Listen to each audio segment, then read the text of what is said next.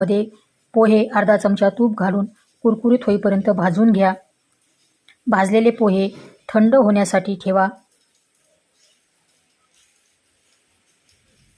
ह्याच कढईमध्ये शेंगदाणे आणि डाळवं भाजून घ्या. हे सर्व मिश्रण थंड झाल्यानंतर मिक्सरमध्ये रवाळ असं वाटून घ्या.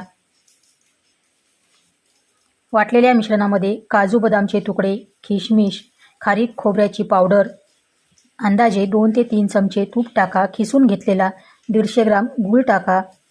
हे सर्व मिश्रण हाताने व्यवस्थित मिक्स करा.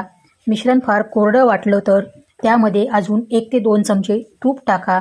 आणि आता हे सर्व मिश्रण कालवून तयार आहे. तुम्हाला पाहिजे त्या आकारामध्ये गोविंद लाडू, सुदाम्याचे लाडू, गोपाळ लाडू बांधून घ्या.